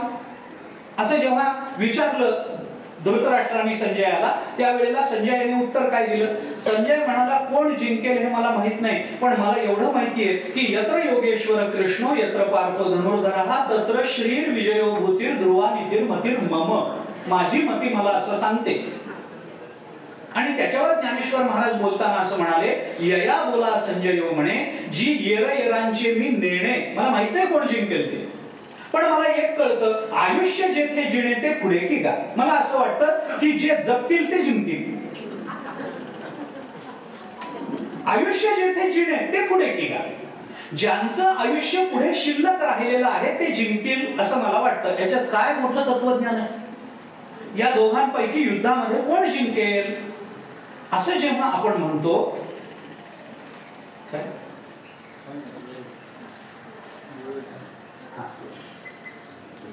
विचार, या युद्धामध्ये कोण जिंकेल असं जेव्हा विचारलं, तेव्हा संजयाने, ज्ञानेश्वर महाराजांनी संजयाच्या मुखातून असं सांगितलं की ज्याचं आयुष्य राहतं तो जिंकेल. मला असं वाटतं, त्यांचं मला माहित नाही. येर येरांचे मी निर्णय, त्या दोघांमधलं काय, कुणाकडे संख्याबळ जास्त आहे, कुणाकडे शौर्य जास्त आहे, मला माहिती नाही. असं त्याने सांगितलं. आता यया बोला संजय म्हणे, जी येर येरांचे मी नेणे, आयुष्य जेथे जिणे ते पुढे केगा. ही जी ओवी ज्ञानोबारायांनी समोर ठेवली संजयाच्या मुखातून, हा अर्थांतरन्यास नावाचा अलंकार आहे. साहित्यशास्त्रज्ञ या अलंकाराला अजूनही परिचित नाहीत बरेचसे. त्यांना कळतच नाही अर्थांतरन्यास अलंकार काय. हा अर्थांतरन्यास नावाचा अलंकार आहे. सामान्यत्वानं घडलेल्या विचाराला किंवा निर्माण झालेल्या विचाराला, सामान्य आपल्या जीवनामध्ये सामान्यत्वानं घडलेल्या घटनेचा विशेष घटनेने समर्थन करणं किंवा घडलेल्या विशेष घटनेचं सामान्य घटनेनं समर्थन करणं, याच्यात अर्थांतरन्यास अलंकार. न्यास म्हणजे ठेवणे असा त्याचा अर्थ आहे. न्यास शब्दाचा अर्थ ठेवणे असा आहे. आपण न्यास करतो ना, गायत्री जपाच्या आधी न्यास करतो. हा न्यास म्हणजे काय? त्या त्या इंद्रियाच्या ठिकाणी त्या त्या देवता ठेवणं. न्यास करणं म्हणजे ठेवणे असा अर्थ आहे न्यास शब्दाचा. अर्थाच्या वेगळ्या अर्थाचं त्या ठिकाणी ठेवणं जिथं होतं त्याला अर्थांतरन्यास असं म्हणतात. अर्थांतरन्यास म्हणजे अगदी सोपं उदाहरण मी आपल्याला सांगतो अर्थांतरन्यासाचं. मला काय वाटतं माहितीये, बऱ्याच वेळेला ज्ञानेश्वरीतले हे अलंकार, साहित्यशास्त्रातले हे अलंकार, या अलंकाराकरता दिलेली उदाहरणं, या सगळ्या गोष्टी आपण अभ्यासतो. अभ्यासताना आनंद मिळतो. पण मला बऱ्याच वेळेला असं वाटतं की ही उदाहरणं आपल्याला कळली ना की हे अलंकार आपल्या अवतीभोवती कुठे असतात हे शोधण्याचा प्रयत्न करणं हे कळण्यापेक्षा जास्त आनंददायी असतं. हे थोडं शोधता आलं पाहिजे. आपण बघा, अर्थांतरन्यास अलंकार मी सामान्य शब्दामध्ये सांगतो. एक मनुष्य आहे, सरकारी कार्यालयामध्ये गेला, त्याचं काही काम आहे, अर्ज वगैरे दिला, काही त्याला हवंय तिथून. तिथे गेल्यानंतर आता सरकारी कार्यालयात गेलेला मनुष्य काही न देता काम करू शकतो का? हे माझा सामान्य प्रश्न आहे. काहीतरी तिथे द्यावं लागतं. काहीतरी दिल्याशिवाय मिळत नाही. नादत्तम उपतिष्ठते, संस्कृतात नियमच आहे. काहीतरी दिल्याशिवाय तिथं सरकारी कार्यालयामध्ये मिळत नाही. आम्ही वारकरी नुसताच हरिपाठ करतो. हरिपाठ जगणारे जे लोक आहेत ना ते सरकारी कार्यालयात असतात. कारण हरिपाठात माऊलींनी काय म्हटलंय, तपे विण दैवत दिधल्या विण प्राप्त. दिल्याशिवाय मिळत नाही. हे हरिपाठ जगणारे लोक तिथेच आहेत. आम्ही उगीच टाळ वाजवून हरिपाठ करतो. आता तो गेला तिथं, काही त्याला पैसे द्यावे लागले आणि मग त्याचं काम झालं. तो बिचारा सज्जन, त्याला वाईट वाटलं. लाच घेणं जसा गुन्हा आहे तसा देणं हे चूकच आहे. आपण हे करायला नको होतं, पण काम आणलं होतं, काय करणार. मनुष्य आगतिक असतो बऱ्याच वेळेला. काय करावं, खंत वाटली जीवाला. संध्याकाळी मित्रमंडळी भेटली तेव्हा त्यांनी मित्रांना सांगितलं, असं असं कार्यालयामध्ये गेलो, काम करून घ्यायचं होतं पण पैसे द्यावे लागले रे, भ्रष्टाचार करताना बरं नाही वाटत. आता एक विशिष्ट घटना घडली, भ्रष्टाचार करावा लागला, घटना घडलेली आहे. बाकीचे मित्र काय म्हणतात? बाकीच्या मित्रांनी सांगितलं, अरे तुझं काय होतं, जगात सगळीकडे असंच चालतं. याला म्हणतात अर्थांतरन्यास. म्हणजे काय? विशिष्ट घटनेचं सामान्य घटनेने समर्थन करणं. सामान्य घटनेने समर्थन करणं त्याला अर्थांतरन्यास म्हणतात. किंवा उलट होतं बऱ्याच वेळेला अर्थांतरन्यासामध्ये. सामान्यत्वानं घडलेल्या घटनेचं विशिष्ट घटनेने समर्थन होतं. म्हणजे हाच दृष्टांत आपण उलटा जर घेतला की सहज मित्रमंडळी बसली होती आणि एका मित्राने वर्तमानपत्रात वाचलेली बातमी सगळ्यांना सांगितली, काय सगळीकडे भ्रष्टाचार आहे. सामान्य सगळीकडे भ्रष्टाचार आहे. मग त्यातला एक मित्र काय म्हणतो, अरे मी पण परवा तिथे गेलो होतो सरकारी कार्यालयात, माझ्याकडूनही पैसे घेतले रे. विशिष्ट घटनेने केलेलं सामान्य घटनेचं समर्थन, याला अर्थांतरन्यासच म्हणतात. आता याच्यामध्ये कोण जिवंत राहील, या युद्धामध्ये कोण जगेल, असं जेव्हा विचारण्यात आलं तेव्हा संजयांनी काय सांगितलं, ज्याचं आयुष्य तो राहील. ज्याचं आयुष्य आहे तो राहील आणि ज्याचं आयुष्य संपेल तो मरेल. हे सामान्यत्वानं कौरव पांडवाच्या विशेष घटनेचं केलेलं समर्थन झालं. हाच अर्थांतरन्यास अलंकार. ज्ञानेश्वरीमध्ये पावला पावलाला असे अलंकार दिसतात. पावला पावलाला.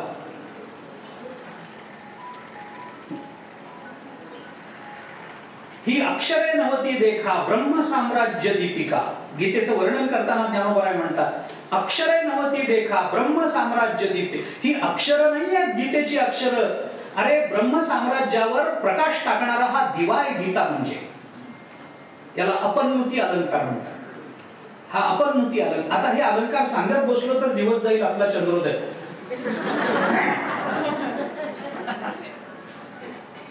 या सगळ्यातून ज्ञानेश्वर महाराजांनी तत्वज्ञानाला साहित्याची जोड कशी दिली. अक्षरे नवती देखा ब्रह्म साम्राज्य दीपिका. आपण जर आता ह्याच्यातही गंमत सांगतो. अक्षरे नवती देखा ब्रह्म साम्राज्य दीपिका.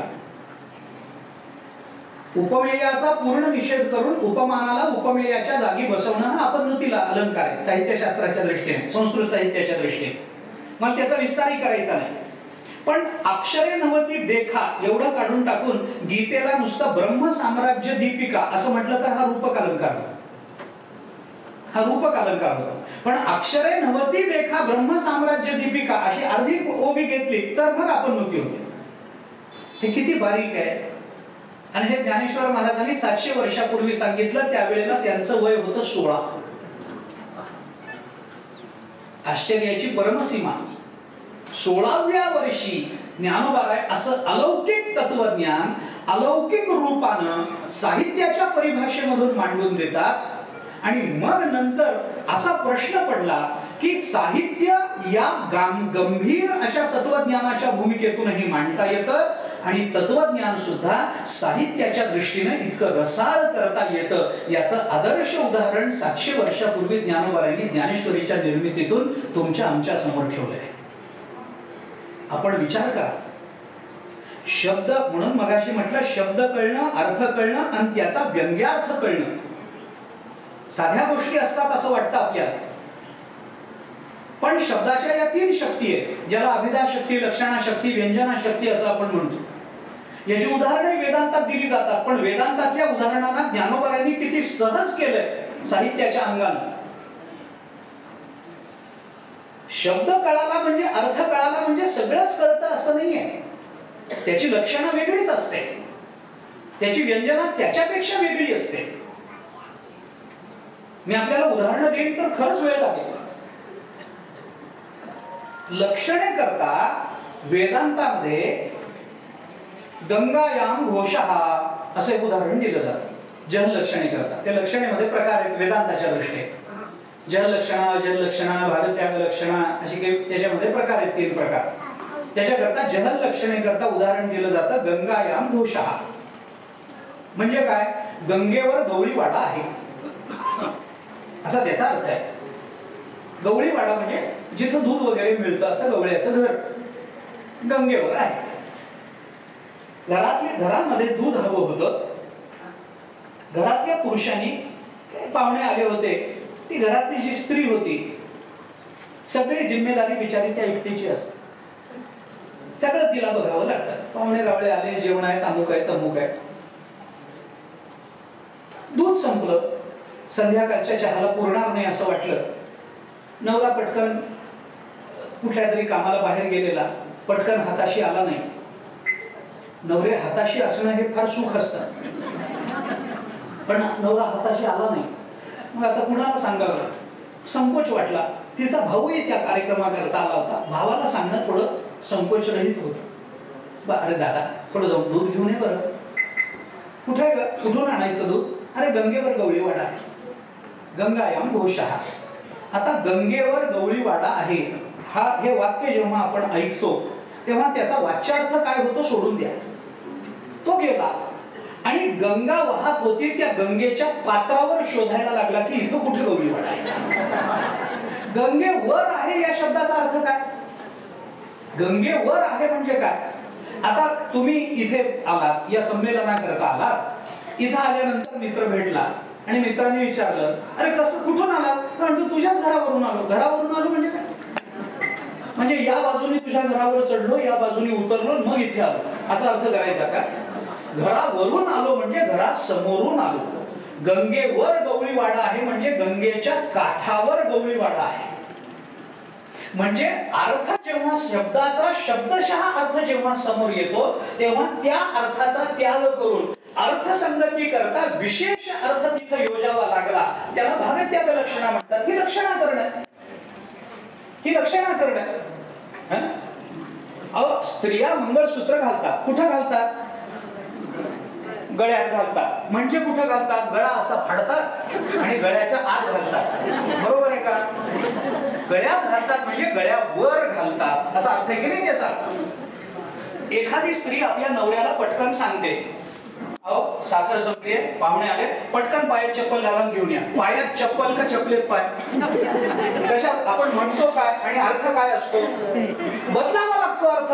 अर्थसंगती करता प्रसंगानुरूप आपल्याला अर्थामध्ये थोडेसे बदल अर्थाकरता म्हणून करावे लागतात. लक्षणेमध्ये हे स्वातंत्र्य दिलंय. लक्षणा त्यालाच म्हणतात. थोडासा अर्थ बदलावा लागतो. आता ही झाली लक्षणा. गंगेवर गवळीवाडा आहे म्हणजे गंगेच्या पात्रावर नसून गंगेच्या काठावर आहे. हा अर्थ आपल्याला करावा लागला. पण एवढ्यावर साहित्याचं समाधान होत नाही. साहित्य व्यंजनेमध्ये जात असतो. या लक्षणेपेक्षा पुढे जाऊन व्यंजन आहे. पुढे जाऊन व्यंजन आहे. आता हेच उदाहरण आपण घ्या. गंगायाम घोषः, गंगेवर गवळीवाडा आहे. आता ती जी स्त्री आहे, घरातली गृहिणी, तिने आपल्या भावाला सांगितलं, दादा जा रे जरा दूध घेऊन ये. कुठून आणायचं ग? अगं अरे गंगेवर गवळीवाडा. मग गंगेवर आहे म्हणजे गंगेच्या काठावर आहे. आता प्रश्न असा आहे की फक्त गंगेच्याच काठावर गवळीवाडा आहे का? इतरत्र गावात दूध मिळतच नाही का? मिळतं ना. मग गंगेवरच्या गवळीवाड्यातच का? तिथं व्यंजना करावी लागते. व्यंजनेचा विचार इथे आहे. कारण कोणत्याही गवळ्याकडे जाऊन आपण दूध आणायला, आपण जर गेलो दूध आणायला लागलो तर कोणीही कसाही असला तरी जसं काढलं तसं दूध देतो का? इथं काय मला माहिती नाही. इथं काय मला माहिती नाही. पण 5 लिटर दूध 50 घरांमध्ये कसं वाटायचं असतं हे गवळ्याला बरोबर माहिती असतं. मग तो काय करतो? तो काय करतो? त्याच्यामध्ये पाणी टाकतो. मोकळं बोलत चला, घाबरून नका, काही होत नाही. त्याला काय घाबरायचं असतं? सरळ सरळ साधा विचार करा. आता काय झालं? कुठल्याही गवळ्याकडे आपण गेलो तरी ते दूध देताना तो पाणी टाकूनच देणार. ते जसंच्या तसं निरस दूध तो देत नाही. निरस दूध देत नाही. तो निरस करून देतो. याला श्लेष अलंकार असं म्हणतात. आता ते निरस करतो, त्याच्यात पाणी टाकतो. मग आता त्या बाईने सांगितलं, गृहिणीने सांगितलं, अरे गंगेवर गवळीवाडा, तिथून दूध आण. तो म्हणाला, आपल्या जवळ आहे ना एखादं दूध, गवळ्याचं घर जवळ आहे, तू गंगेवर का पाठवते? मग याच्यात गंगेवर गवळीवाडा म्हणजे गंगेवर नसून गंगेच्या काठावर आहे, ही झाली लक्षणा. पण गंगेवरच्या गवळीवाड्यातून दूध आण याचा अर्थ तोही गवळी पाणी टाकूनच देणार आहे दूध आपल्याला. पण गंगा जवळ असल्यामुळे निदान पाणी तरी गंगेचं टाकेल म्हणून तिथून. याला म्हणतात व्यंजना. हे कळलं पाहिजे. कुठल्याही कवितेचं रसग्रहण करताना, कुठल्याही साहित्याचं ग्रहण करत असताना जोपर्यंत आस्वादक, साहित्य वाचणारा कोणी वाचक हा साहित्य निर्माण करणाऱ्या कवीच्या मनोगताच्या भूमिकेवर, समान भूमिकेवर जात नाही ना, तोपर्यंत व्यंजना कळत नाही. त्याला समान भूमिकेवर गेलं पाहिजे. कवीच्या समान भूमिकेवर गेल्याशिवाय आम्हाला ते कळत नाही. आपल्याकडे 2 शब्द आहेत बघा इंग्रजीमध्ये. एक सिंपथी असा शब्द आपण वापरतो आणि दुसरा शब्द वापरतो एम्पथी. सिंपथी आणि एम्पथी असे 2 शब्द आपण वापरतो. सिंपथी शब्दाचा मराठीत काय अर्थ होतो? सहानुभूती. बरोबर. सिंपथी शब्दाचा अर्थ आहे सहानुभूती आणि एम्पथी शब्दाचा अर्थ आहे समानानुभूती. सिंपथी, एम्पथी हे दोन्ही शब्द आपल्याला माहिती आहे. सहानुभूती आणि समानानुभूती. एखाद्या कवीचं सहानुभूतीने वाचलेलं वाङ्मय कदाचित आपल्या डोळ्यात पाणी आणेल, पण कवीचा भाव आणि कवीची अवस्था आपल्याला कधीही कळणार नाही. त्याच्याकरता कवी बरोबर आपण सहानुभूती न दाखवता समानानुभूती दाखवली तर कवीचं मनोगत कडून व्यंजना कळत असते. व्यंजनेच्या जाणीवेकरता काय लागतं साहित्यामध्ये हा विचार. आपल्या मित्राचे वडील गेले तर आपण मित्राला समजवतो, त्याला रडू येतं, आपल्या डोळ्यात पाणी येतं. मित्राचे वडील गेले, त्याला वाईट वाटलं, काका माझ्याही परिचयाचे होते, खूप छान होते, आपल्या डोळ्यात पाणी येतं. मित्राचे वडील गेल्यामुळे मित्राला जे दुःख होतं ते दुःख पाहून आपल्या अंतःकरणामध्ये मित्राबद्दल सहानुभूती निर्माण होते. मित्राचे वडील गेल्यानंतर मित्राबद्दल वाटते ती सहानुभूती. आणि सख्या भावाचे वडील गेले,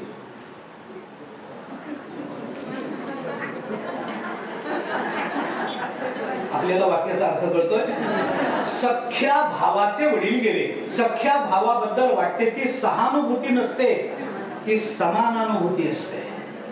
समानानुभूती. जोपर्यंत निर्माता, कवी, साहित्यिक ज्या भूमिकेमध्ये जाऊन, ज्या भावविश्वावर आरूढ होऊन अशा पद्धतीच्या रचना करत असतो, जोपर्यंत आस्वादक तिथपर्यंत पोचत नाही तोपर्यंत आपल्याला व्यंजना कळत नसते. आणि अशा व्यंजना भगवंताच्या वाक्यातल्या ज्यांनी सहजतेनं अभिव्यक्त केल्या त्या ज्ञानेश्वर महाराजांची ज्ञानेश्वरी साहित्याचाही आदर्श आहे. आणि म्हणून या सर्व विचाराचा समारोप करता मी असं म्हणेन की मराठी सारस्वताला ललामभूत ठरलेला हा ग्रंथ मानवी जीवनाचं कल्याण तर करतोच, आध्यात्मिक दृष्टीने कल्याण तर करतोच, त्याच्यातून प्राप्त होणारं तत्वज्ञान आपल्याला परमतत्वाशी अभेदाला नेणारं तर आहेच आहे. साचची बोलाचे नव्हे हे शास्त्र, पै संसारू जिणे ते शस्त्र, आत्मा अवतरविते मंत्र अक्षरी जिये, असं ज्ञानेश्वर महाराजांनी स्वतःनी म्हटलेलं आहे. आपल्या संसाराच्या मार्गावरून चालत असताना श्रांत झालेल्या जीवाला कुठेतरी शांतीचा अनुभव देणार, कुठेतरी आला शीतळ शांतीचा वारा, जेणे सुख झाले या शरीरा, अशा सावलीमध्ये बसण्याचा आनंद देणारा हा ग्रंथ आहे. ज्ञानेश्वर महाराजांनी म्हटलंय की श्लोकाक्षर द्राक्षलता, मांडव झाली आहे गीता, की संसार पथ श्रांता विसावावया. संसाराच्या पथावरून चालताना श्रांत झालेला तुमच्या माझ्यासारखा जीव जर विश्रांतीला कुठं जात असेल तर कुठल्या तरी बाभळीच्या झाडाखाली बसण्यापेक्षा जर तो द्राक्षाच्या वेलीखाली बसेल तर त्याला सावलीही मिळेल आणि त्याचं पोटही भरेल. मला फक्त एवढंच सांगायचंय, बाकीच्या टीका आपल्याला कदाचित सावली देऊ शकतील, पण पोट भरून सावली देणारी ही एकच टीका आहे जिचं नाव आहे ज्ञानेश्वर, जी आपलं पोटही भरवते, जी आपली तहानही भागवते आणि जी आपल्याला सावलीही देते, विश्रांतीही देते. असा ग्रंथ म्हणजे ज्ञानेश्वरी आहे. मराठी सारस्वताला ललामभूत ठरलेला. आपण मराठी सरस्वतीचं जर चित्र डोळ्यासमोर आणलं ना तर मराठी ज्ञानेश्वरी आणि संत वाङ्मय सोडून काही रचना झाल्या नाहीत असं नाहीये. पुष्कळ सुंदर रचना झाल्या, पुष्कळ सुंदर. किती मी आपल्याला सांगू, किती सांगू. अहो, मर्ढेकरांच्या कविता वाचल्या तर कळतं मराठी सारस्वताचं वजन काय. आपण त्या कविता वाचून बघा, मर्ढेकरांच्या कविता पहा, उत्तर रात्र वाचून बघा.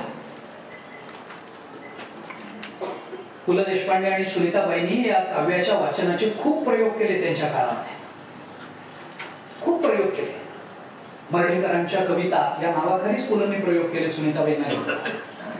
त्याचे काही रेकॉर्डिंग्स उपलब्ध आहेत युट्यूबवर, कधीतरी शोधून ऐका मर्ढेकरांच्या कविता काय असतात.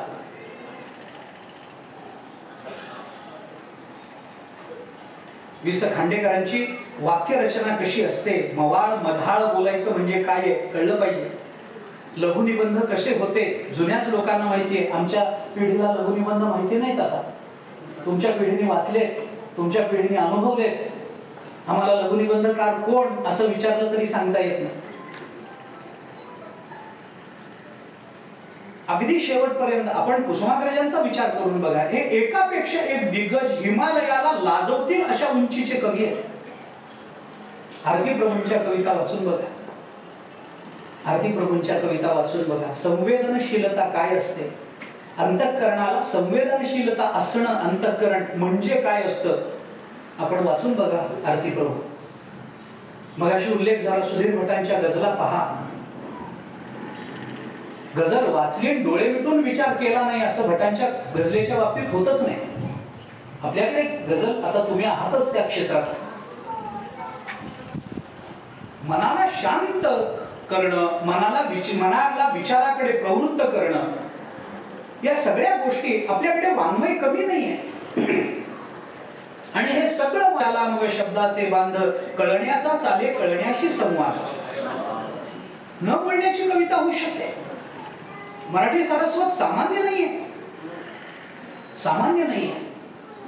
या सगळ्या अगदी कुठून कुठपर्यंत आपल्याला नावं घेतली तरी ती कमी पडते. अगदी अलीकडेपर्यंत सुधीर मोरेंच्या कविता वाचून पहा, वाङ्मय वाचून पहा. आता अलीकडच्या काळामध्ये सुमेर बिस्कुट वडावाला त्यांच्या कथा वाचून बघा आपण, काय सौंदर्य असतं रचनेतलं आपल्याला कळतं. मी अनेक कवींची उदाहरणं देईन. अनेक कवी कोणकोणत्या पद्धतीनं त्यांच्या काव्य विशेषात, त्यांच्या काव्याचा, त्यांच्या रचनेचा काय विशेष आहे हेही आपल्याला बोलता येईल कदाचित. पण आमचे मराठी सारस्वत हे सगळं वाङ्मय अगदी आनंदानं आपल्या अंगावर अलंकार म्हणून मिरवते.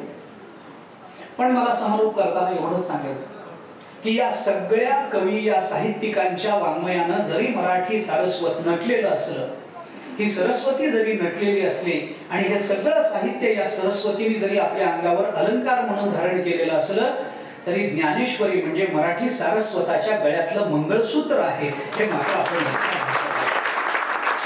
संत वाङ्मय हे सौभाग्याचं लेणं आहे. मग हातात पायातले जोडवे म्हणजे अजून काही असेल, कपाळाला लावलेलं कुंकू म्हणजे नाथ भागवत असेल, हातातला चुडा म्हणजे तुकोबाराय असतील,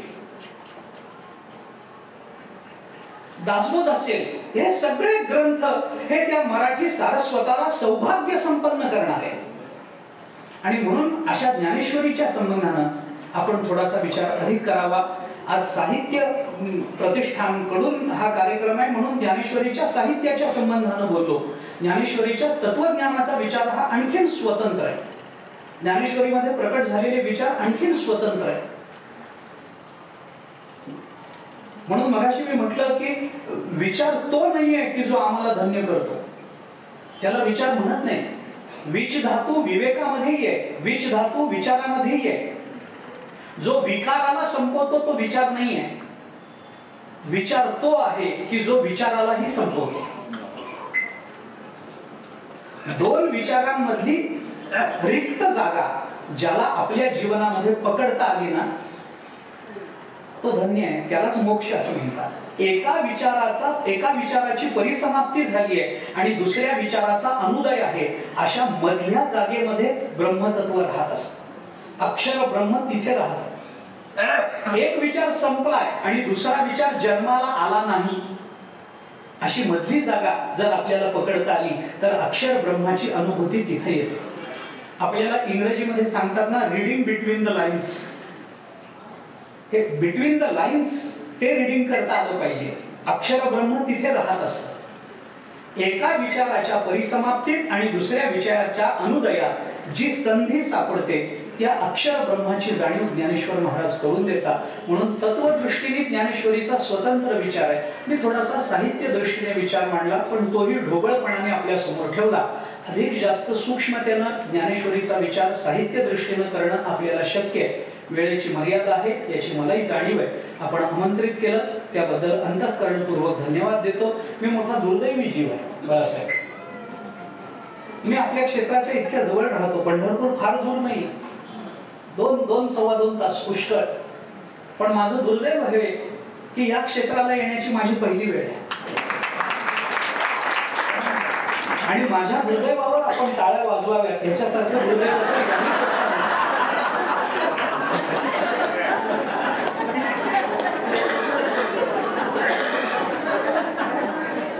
माझ्या न येण्याचा आपल्याला इतका आनंद झाला असेल असं मला वाटलं. पुन्हा यावं म्हणून हे टाळे हा मला त्याचा आनंद आहे.